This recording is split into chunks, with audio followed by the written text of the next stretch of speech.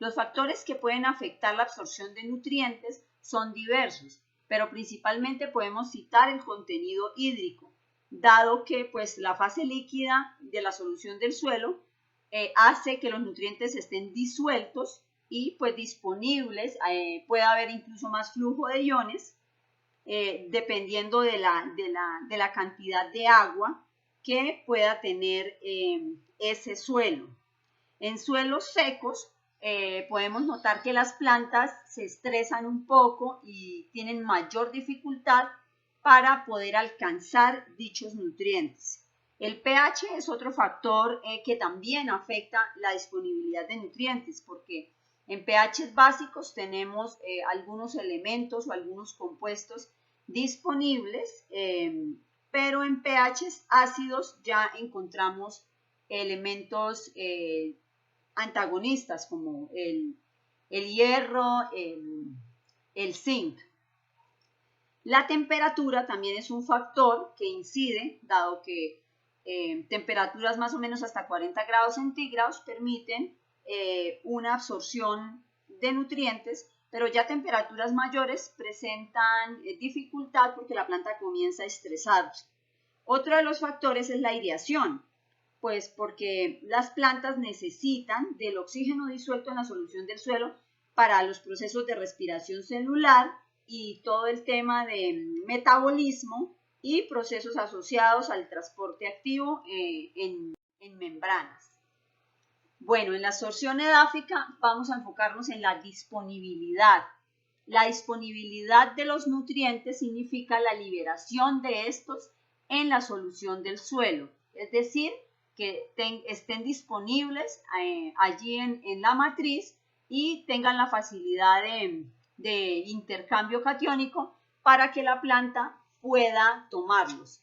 Asimismo, este proceso pues depende del contenido de materia orgánica, ya dijimos del contenido hídrico, y pues juegan otros factores como las propiedades físicas del suelo, como la estructura del suelo, los complejos del suelo y la meteorización y propiedades químicas que van de la mano de las propiedades físicas y pues destacamos la capacidad de intercambio catiónico. En el transporte hacia la raíz, antes de la toma del nutriente literal, ocurren varios mecanismos para que se produzca ese transporte hacia la raíz o ese momento en el que el nutriente queda justo en la raíz para poder ser asimilado. Entonces, uno de los mecanismos es la interceptación radical. Y lo que ocurre en la interceptación radical es que simplemente el crecimiento natural de la raíz hace que ella vaya explorando nuevos lugares en el suelo y vaya alcanzando los elementos que se encuentran en su camino. Básicamente ocurre es un alcance y un contacto del elemento, y a partir de allí ya se puede dar la absorción mediada por el intercambio de cationes. Las cantidades absorbidas mediante este mecanismo varían dependiendo del volumen radicular y de los factores mencionados de humedad y demás.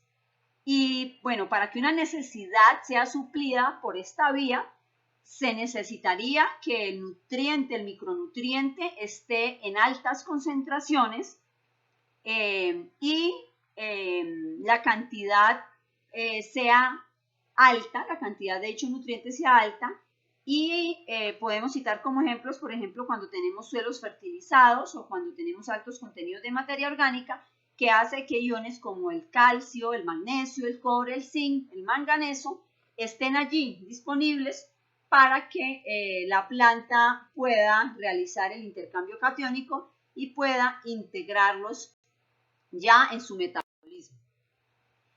Otro factor importante, otro proceso que permite que los nutrientes lleguen a la raíz es el proceso de difusión, que no es otra cosa que el movimiento de iones desde una zona de mayor concentración a una zona de menor concentración. Entonces, siempre vamos a tener presente el gradiente de concentración en la solución del suelo para que pueda darse la asimilación por la vía de la difusión. Y pues también podemos citar que el coeficiente de difusión es diferente para cada nutriente y varía con el contenido hídrico y con la capacidad buffer del suelo. En el caso de suelos secos, se dificulta un poco más la absorción de nutrientes y el proceso de difusión también se ve afectado. Aquí podemos comparar cómo se produce esa absorción de esos nutrientes cuando yo tengo elementos en alta concentración que migran hacia la raíz donde hay una baja concentración. Si yo tengo alta humedad en el suelo, el camino que tiene que recorrer el ion es más corto. En cambio, cuando empieza a escasear el agua en el suelo, a los iones les cuesta más trabajo o puede que tengan que hacer un recorrido más largo para poder migrar hacia la raíz.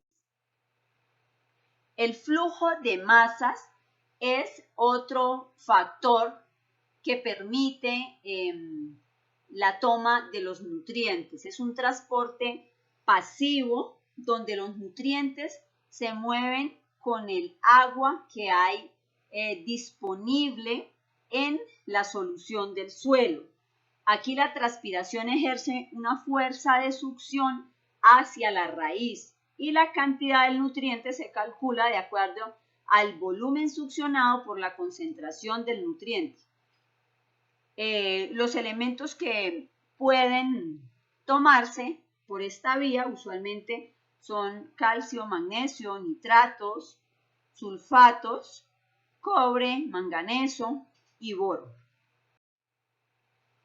El flujo de masas ocurre de dos vías, mediante el transporte pasivo, donde los iones migran de una zona de alta concentración a una zona de menor concentración. Y el transporte activo es cuando pasan de una zona de menor concentración a una zona de mayor concentración con gasto energético. Bueno, aquí tenemos un ejemplo de los mecanismos de llegada de nutrientes a la raíz, de lo que ya mencionamos, la interceptación radical, el flujo de masas y la difusión. Esto es un cultivo de maíz donde podemos ver nitrógeno, fósforo, potasio, calcio, magnesio y azufre y la cantidad absorbida de dichos elementos y podemos ver que cada elemento tiene, digamos, una predilección a ser absorbido por una de las diferentes vías de absorción. Bueno, entonces miremos un poco lo que es el transporte activo, que ya lo mencionamos. Este transporte activo usualmente es mediado por proteínas de membrana que con gasto energético de ATP permiten la entrada de iones a través de la membrana plasmática. Dentro del transporte pasivo puede darse la difusión facilitada, que también se apoya en proteínas de membrana. Y ya el transporte por difusión facilitada, por transporte pasivo, es simplemente el paso de iones a través de la membrana lipídica, pero ya no intervienen proteínas de membrana en dicho proceso. Bueno, aquí tenemos un ejemplo de cómo un ion, en este caso el hierro, está unido a las arcillas del suelo y a través de una disolución, en este caso él se encuentra en altas concentraciones, y a través de la disolución él va migrando hacia las zonas de la raíz donde está en menor concentración. Una vez empieza a atravesar la membrana de la raíz, de las raíces, y llega a la planta, él va aumentando su concentración dentro de la planta de acuerdo a los requerimientos que este organismo vivo necesita.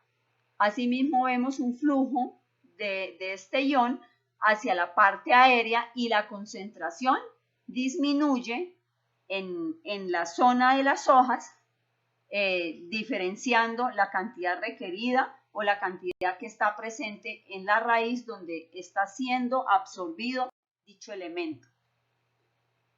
Nosotros tenemos un producto que se llama cis menores. Es un producto que permite una fertilización estable que impide la formación de sales insolubles en el suelo. Este producto tiene diferentes elementos secundarios y micronutrientes que son el complemento perfecto a la nutrición edáfica.